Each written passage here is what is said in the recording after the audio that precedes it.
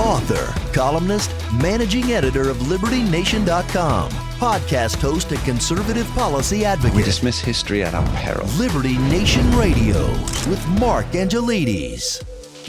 Hello, welcome to Liberty Nation Radio, heard coast to coast on the Radio American Network. I'm your host, Mark Angelides. With the Democratic National Convention in the rearview mirror, we're going to examine Joe Biden's swan song, what the Kamala Harris campaign is up to next, everything you didn't want to know about price controls, and what Donald Trump means when he talks about abolishing the Department of Education. Remember, this show is proudly sponsored by LibertyNation.com, where you can access podcasts, breaking news, analysis, and a range of biting and brilliant shows to whet your appetite for freedom and your fondness for the great American Constitution. Joe Biden delivering his own political eulogy at the Democratic National Convention in Chicago last week had all the hallmarks of somebody essentially stepping down from his high position in Washington society. And somebody who's been covering this, and I think personally wrote the quintessential article on Joe Biden's swan song, is Liberty Nation's senior political analyst, Tim Donner, who happens to be joining us today. Thanks for being here, Tim. It's always fun, Mark. Thank you. So, Tim, I think it's great to have you. It seemed to me that Joe Biden was saying goodbye to the world stage there. What's your take? Well, he was willing to suffer the indignity of being forced out of his bid for re-election. They did everything they could to squeeze him out. The money dried up, the support dried up, everything dried up, and he was left with no choice but to vacate the top position on the ticket. So they were faced with a very difficult situation here because of all the personal animosities between Biden and Pelosi, between Biden and Obama, between Obama and Biden. Biden's still bitter that he was not handpicked by Barack Obama to run in 2016 in favor of Hillary Clinton. And by the way, he was probably right. Biden would have had a better chance to beat Donald Trump than Hillary Clinton did, but be that as it may, with all these personal animosities flying back and forth, they figured the safest thing to do was to schedule Joe Biden for the latest possible legitimate time on the first night of the convention, which was 10:50 p.m.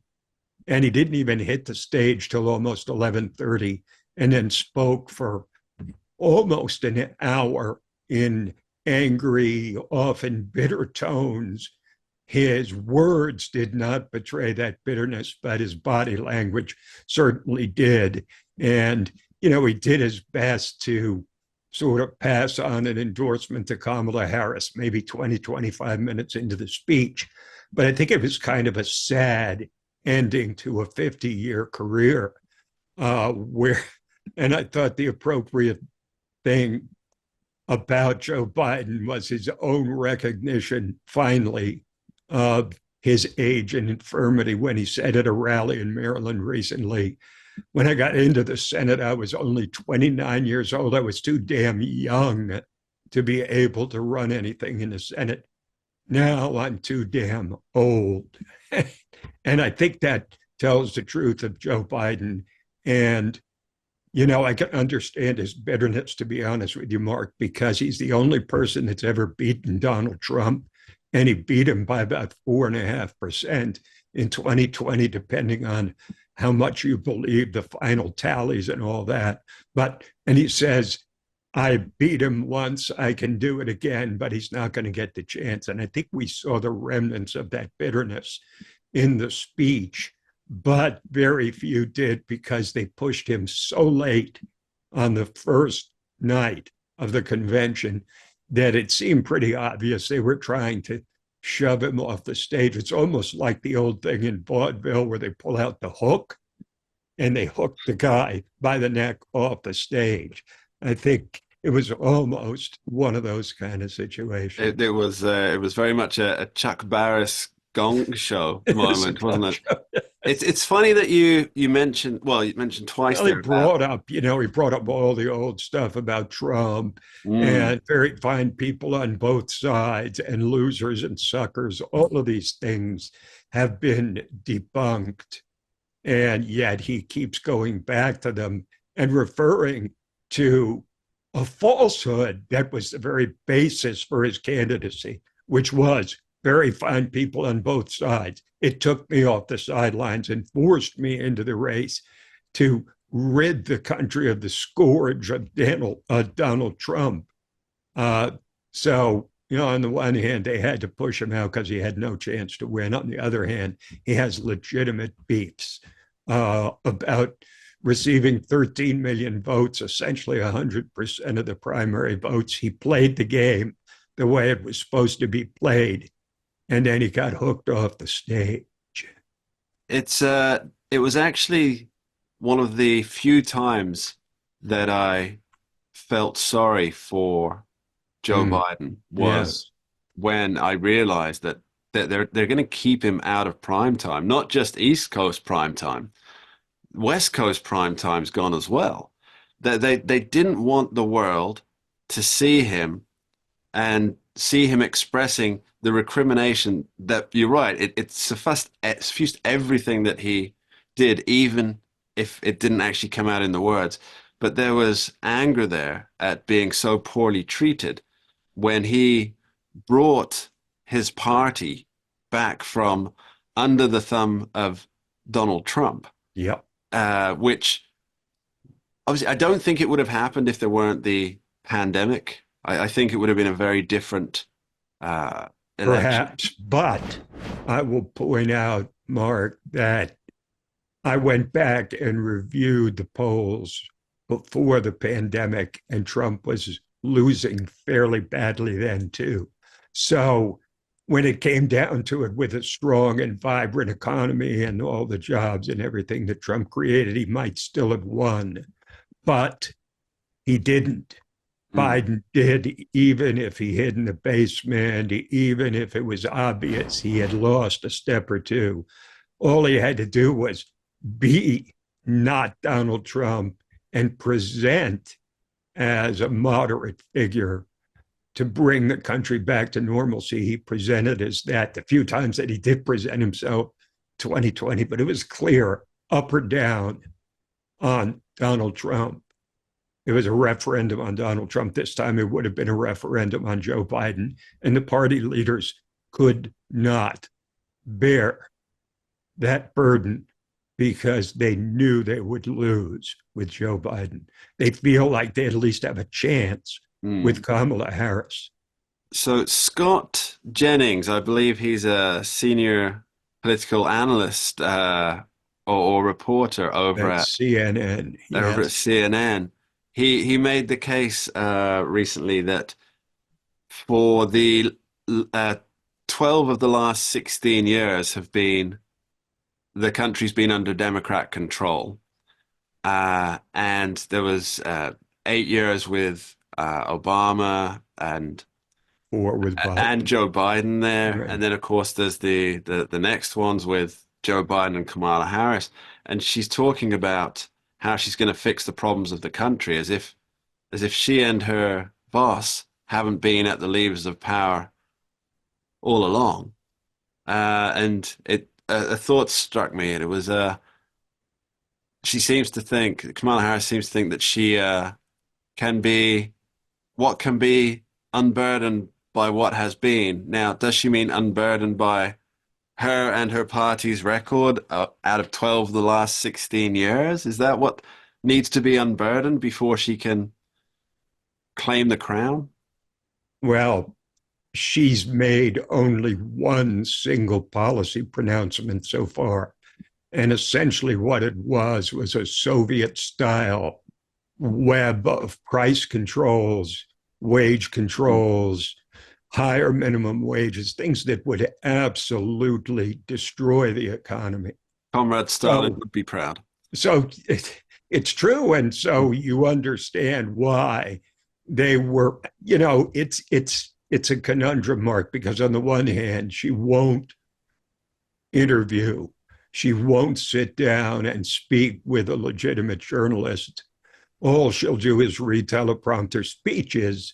And so far, it's working for her. It's been 32 days, 33, 34 by the time we get past the convention, and she still will not have submitted to an interview. And there's a good reason for that, because number one, this is working, and number two, if other policy pronouncements are consistent with her price controls, she's going to scare off the country so fast that she could lose in a landslide. So, they're trying to keep her under wraps. And politically, that's probably a smart thing, because she has the reputation of being an empty suit. And so I think that they want to concentrate their efforts on the debate with Donald Trump on September 10th to be her big sort of coming out with details of her policies to correct what the policies are now from her administration. It almost seems like a Thomas Dewey-esque campaign against Truman, and we all remember how that turned out. We'll be back with Tim Donner after this short break. Don't go anywhere. We dismiss history at our peril. Liberty Nation Radio with Mark Angelides. Welcome back to Liberty Nation Radio. I'm your host, Mark Angelides. We're joined once again by longtime host of this here radio show, Tim Donner. And earlier we were talking Joe Biden's Swan song, but now I want to talk about what the Democrats seem to have as their key issue this election cycle. And it's not the economy, it's not immigration.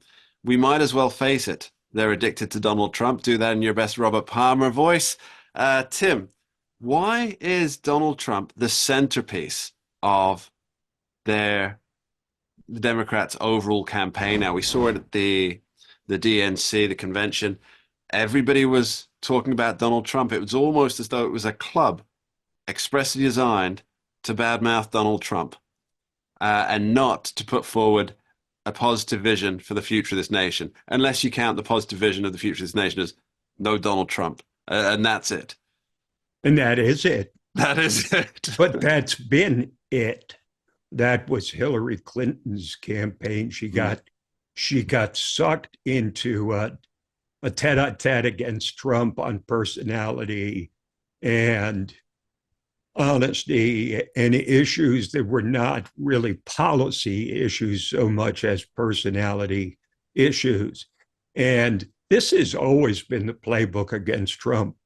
They believe, and in 2016 they were wrong, in 2020 maybe they were right, that the country is so repulsed by Donald Trump that when it comes down to it, all they have to do is point out what a terrible, rotten, evil person he is. And that'll be enough for whoever the alternative is, whether it be Biden or Harris or anybody else. That's always been the presumption. That was the presumption of their lawfare campaign, basically using the code of law for political purposes to try and kick Trump off the ballot, to try and get him thrown into prison. And they believed they could do it because of their own belief that Donald Trump was repulsive enough to enough of the American people that even though they would suffer from the slings and arrows of lawfare, that ultimately this would bury Donald Trump forever. That is their campaign. That is their platform. That is their policy. Their policy is singular: get rid of Donald Trump. So that means we have another race based on personality. If we're not going to talk about issues, well, if you're Kamala Harris, why would you want to, when you just went on record as tripling, quadrupling down on progressivism with her scheme of price controls, which every economist says is a disaster and which has never once worked in the history of civilization. It's something that is basically a critical part of command and control structures, authoritarian regimes, statism. And this is where she's come down. So she has to turn this more towards the demonization of Trump, because that's her one chance to win, is to make enough people say enough with Trump. I've had enough.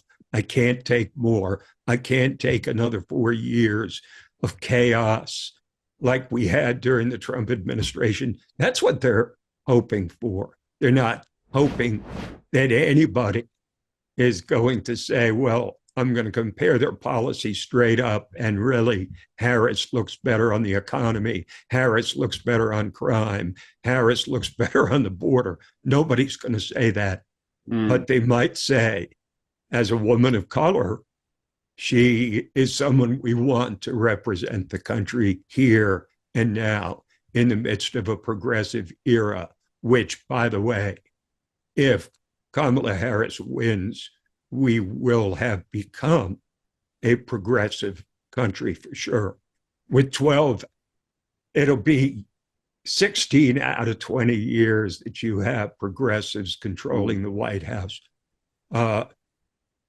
The constitutionalists won't be able to recover from that. At the same time, signaling that this is where she's going to take the country, and she's even in the polls right now. I think it's a chilling prospect for a lot of people. I'm wondering, Tim, that we talk, this is a campaign based on personalities, an election based on personalities.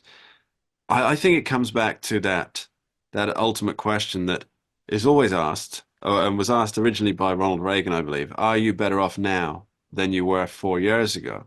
Because as Carville says, it's the economy, stupid. But are you better off now than you were 4 years ago? And I've noticed that Don Lemon has been doing the man in the street interviews, or in the women in the street interview. By the way, thank you for that alternative pronunciation. Well, I want to make sure it's Don correct. Don Kamala Lemon, Harris, Lemon. Don Yes. Lemon. There's a character on a British TV show, Hyacinth Bucket, and she said it's bouquet. That's good. Perfect. So, anyway, he's been doing the man in the street interviews, buttonholing women of color. The majority of the women of color that he's spoken to are all in on Trump. Well, we've heard talk for some time now about how Biden was losing the black vote.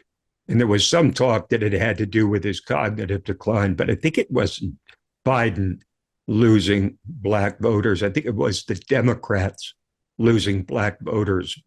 But the Republicans still need better organization in black communities if they're going to make any inroads. They can't just count on people turning against the Democrats when they're not presenting a clear alternative vision. But there could be a reckoning among black voters in this race. There really could, especially among black men, because I think it's not unrealistic for Donald Trump to think he could get perhaps 25% or more of the vote of black men. And that would be a political earthquake. Yes, it worth would. writing about. Tim Donner, thanks ever so much for joining us. Always a pleasure, Mark. We dismiss history at our peril. Liberty Nation Radio with Mark Angelides. Price controls are raising their ugly head once again, courtesy of VP Kamala Harris and her 2024 campaign. Now, the world has reacted to the idea of price controls on various goods with, well, let's be fair, abject horror. And to join us and to discuss this, plus the historical and current implications of such measures, we're joined by Liberty Nation's economics guru, Andrew Moran. Thanks for being here, Andrew. Thank you for having me. So, Andrew, price controls, do they work? No. Name any place in the world at any time that has implemented price controls, and I will take off my clothes right now and show everyone my stomach. The Soviet Union. Yeah, it's funny. The Soviet Union. I don't know if you remember this clip from many years ago. Bernie Sanders. He was being interviewed back in the '90s, and Hang it's on, I think I know this. There were bread lines, and that's a yes, good thing. yeah, And yeah, that's a good exactly, thing. absolutely, absolutely. So I guess in that sense, yeah, the Soviet Union that was successful because you had bread lines. But this whole concept of price controls. I mean, if there's one uniform opinion that economists have, is that price controls never work. Though there are some, I've recently discovered that there are a few young left economists today who think that they actually do work. But on the whole, the economics profession disagrees with price control. So, what is Kamala Harris proposing? So from what I read and from her announcement the other day, it builds off an earlier announcement that happened in the White House this year, talking about how there'd be a joint task force between the Department of Justice and the Federal Trade Commission on clamping down on price gouging. That's been the go-to excuse these days among administration officials of why inflation remains rampant, why it remains above trend, and why food prices are still high despite all the wonders employed by the current administration. But that's the seed. Those are the seeds to eventually exacerbate the government regulations and raising prices and all that hot garbage that comes out of the think tanks in Washington. So let's look at what this would actually be in real terms. So there'd be the Joint Task Force, and they would say, for example, go to company X that makes flugel binders, and flugel binders from this company are selling at $3. Who determines that that's overpriced? Yeah, absolutely. That's the question because it's quite arbitrary to say, oh, this company is selling apples, they're selling it 5 cents over whatever price that they think is wrong. But how do they know what the actual price is of the apples or the oranges or whatever the case? Because here's the thing: with this excuse of the whole price gouging, excuse me, and shrinkflation, it's nonsense. Because you look at the data, you look at the producer price index, and you see that costs about borne by businesses has outpaced costs borne by consumers. So let's look at the percentages. So in the PPI, the producer price index, which measures the prices paid by businesses for goods and services, that's risen about 26% over the last 4 years or 3 years, excuse me. By comparison, the CPI has risen about 20%. And then you dig deeper within that PPI, you see various components that are high. You look at specifically food. Food manufacturing has risen also around 27% over the last 3 years. And then you look at the CPI itself. You look at the various food items on there, you see dramatic increases. Eggs, 98%. Are you telling me that egg farmers are price gouging consumers? Are you telling me that supermarkets are price gouging consumers when there are many factors involved with egg costs? It's asinine to me, and the numbers don't even support their initial case of why these price controls or price gouging mechanisms are necessary in the first place. I think it was EJ and Tony said that if businesses are being greedy and they're price gouging consumers, they're doing it all wrong because their costs are outpacing consumer costs. And also in the profit, sorry, one more thing too. If you look at the profit margins itself, that's also another big talking point among the left in Washington. They say that profits are at all-time highs. We look at the profit margins of these companies; they're quite thin. Look at Kroger, 1.2% profit margin over the last 12 months. Because when you hear excess profits, you think 25% profit margin. That's not the case for a lot of these supermarket companies. Yes, it's the idea that you know they're making 1.2%, and then they well let's try and make 1.3%, and all of a sudden that rings some alarm bells in this new joint task force, and it says, hey, they've actually increased by 0.1%. There must be something happening without Exactly. digging into why they're looking to make an extra profit on that. Obviously, a business should aim to be profitable. It has a responsibility to its shareholders. Um, And to stay open to feed customers. yeah, I mean that's just a byproduct, right, of operating a company. Is that you actually feed your customers. But yeah, it does seem that in so many ways this is a flawed concept from the ground up. Not specifically Kamala Harris's specific policies and how that worked, because she hasn't spoken or written, this is precisely how the process will appear. But price controls in general, we've had historical examples, even in the United States, haven't we? Yes, exactly. John Clark, he's our national correspondent. He recently wrote a fantastic article about inflation, and in his article, he was talking about a great Milton Friedman book called Money Mischief. That forced me to take another look at the book. And there's a great passage in one of the chapters talking about how governments, politicians, they always try to find scapegoats for their own inept policies. So this book is written in the 90s. 30 years ago, he's talking about, oh, the government's blaming speculators, the government's blaming greedy businessmen, the government's blaming, Arab sheiks.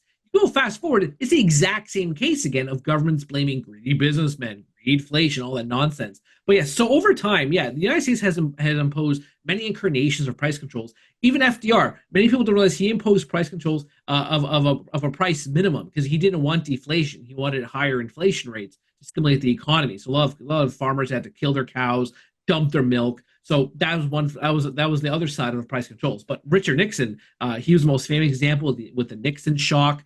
He imposed price controls on wages and goods and services. Jimmy Carter, price controls on oil. And so those, at first, they seem to be workable policies. The public love it because, of course, they're paying lower prices. But eventually, once you put the neck, you take your foot off someone's neck, the pressure is going to start building it. And you saw that within the data. Inflationary pressures resuscitated immediately after those price controls were implemented. And then, of course, you have the other effects of shortages. That was another thing. A lot of people, when those price controls happened, they flooded supermarkets and they tried to get as much goods and service, many food items as they could. And then eventually, of course, price controls are gone after 3 months under Nixon. And then you have, you're trying to have the marketplace catch up on refilling stock.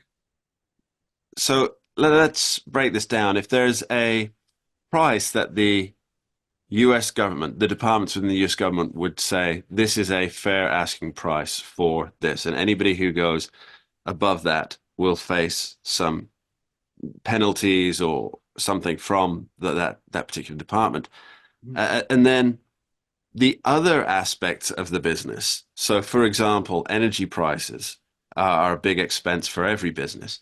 Regulation, taxes, red tape, all these other things that add to the expense side of the margin. If they're not allowed to increase on the price side, well, then those companies are going to go bankrupt fairly sharpish, aren't they? Yes, so you're going to be excited here on this thing because there's a great essay written by Ludwig von Mises called "Middle of the Road Policy Always Leads to Socialism," and he discusses the exact same thing. So he used the example of milk. If you were to impose the price controls on milk, then you're gonna have to start imposing price controls on all different various brands of milk, organic, 1%, 2%. And then you're going to have to impose price controls on all the components necessary to produce that milk to have that, let's say, $2 a carton or $2 gallon of milk. And then you're going to have to put price controls on the labor necessary to produce the milk. So you're having a whole chain reaction of price controls in the marketplace just to get that $2 a gallon carton jug of milk. One more thing too, you talk about government setting an asking price or what they deem a fair price. That's one of the consequences of price controls too, is that you're going to eventually have an environment of favoritism. You saw this recently in California with Governor Gavin Newsom, and he had a little piece of provision in the legislation saying that bread companies were exempt from paying a higher wage. I think it was Panera was the company that benefited the most from that. So you're going to eventually have that. So not only do you have the shortages and people are going to starve. I wouldn't go as far as Donald Trump when he said there's going to be famine, but you have those consequences. Then of course you have the political cronyism festering in the background of Washington politics. Fingers on the scale has never been a good situation for a free market economy. Andrew Moran, thank you ever so much. Thank you, Robert. We dismiss history at our peril. Liberty Nation Radio with Mark Angelides. The Department of Education may be under the gun if a second Trump presidency comes along. Now, to talk about what that could actually mean in terms of how education works across the country and how it's worked historically before there was such a department, we're joined by Editor-at-Large, Jim Fight. Thanks for being here, Jim. Hey, nice to be here, Mark. Thanks for having me. So what is Donald Trump proposing? Let's get the basics out first. Well, in the normal Donald Trump fashion, He's proposing something simple: disband the Department of Education. I mean, That's it. There's that's not a a lot of fairly details to simple it. policy platform. The Very. useful thing about the Trump policies are they're pretty easy to follow, right? Oh yeah, anyone can understand them. As you may recall from the original campaign, they're so simple. A lot of people thought they were jokes, and then it Very was on much us. so. No, he was serious, and So actually did some. But he did indeed.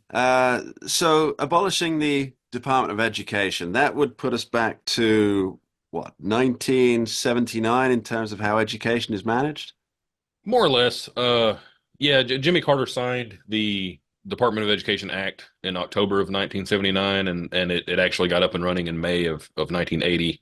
But yeah, it would bring us back to 70s style education as far as government regulation goes. Now, I mean, a lot of things have changed since then that probably wouldn't immediately change back. Okay, so I presume then that the people that are quite incited by this prospect of the Department of Education being shut down, they're pointing to the incredible test scores that have come out of the United States of America since the introduction of the Department of Education. Surely that's the way to for them to argue their case, right, Jim? Yeah, you would think so, Mark. But if you look, if you, I'm laughing because those for those who might not have heard that there was sarcasm there. Yes. Uh, no, and it's not that we're doing any worse necessarily in standardized testing. We're just not really doing any better either. Mm. Um, so what we saw was, and by the way, standardized test scores had dropped off in the 60s and 70s, which I guess you could say was the crisis that started this whole Department of Education thing to begin with. But the Department of Education didn't fix it. We saw test scores in math and reading. Actually, certain tests like the SAT and the ACT, we saw test scores drop a little bit for a little while and then come back up some. But then even for the tests done by the international agencies that track and rank countries, our testing didn't really improve, didn't change much at all. It improved by a few points over the years, and then of course cratered again during COVID. So we're left with a net change of less than 2% increase in standardized test scores over half a century for billions upon billions of dollars spent. And there's actually a point there that I'd like to dig a bit deeper into. You said looking at the international agencies that measure these things. You see, as far as I'm aware, America's actually dropped in the ranking. So although since Quite a bit and quite rapidly. yeah, so since the inception of the Department of Education, American education, according to domestic testing, hasn't really fluctuated very much. It's gone up and down a little bit, but it's basically where it was 1979, 1980. But other countries have actually improved their educational positions, specifically with regards to sciences, maths, technologies, reading, language, things like this. Other countries have actually, in many ways, they appear to have innovated education and pushed the margins of what the students could be doing, whereas that hasn't happened or doesn't appear to have happened in the United States. True. And there was a time, well, in the 70s and 80s, America was considered the world leader in education. By the time I was in high school in the late 90s, early 2000s, the big headline was, "Oh, we've fallen behind. We're in 16th position internationally." But as of the 2022 testing, we're actually ranked 34th out of 80. That's not great. It's not, is it? It's not. Well, No. it's in the top half. Let's go there. Yeah, barely. It's in the top half. What's That's that? it. A D? Yeah, Roughly a D? it's a mid D. Yeah. Okay. So let's talk about what would happen then if Donald Trump wins the election in November and he does abolish the Department of Education. What happens to education? Well, if you follow social media and see some of the panic posts, you'll understand that disabled children will, for some strange reason, be kicked out of school, I guess. Because, of course, disabled children prior to 1979 were banned from schools, right? I wasn't aware of that, but apparently that's the case. No, really, the only thing that will change immediately is there won't be a government department, a branch of the executive branch of the federal government that costs us tens of billions and occasionally 100 billion per year to run, meddling with how each state or municipality or even individual school district runs its schools. But So, schools aren't going to just shut down like, oh, there's no Department of Education. What are we going to do? Teachers have been teaching for far longer than there has been a Department of Education. I suspect they will continue to teach once it's gone.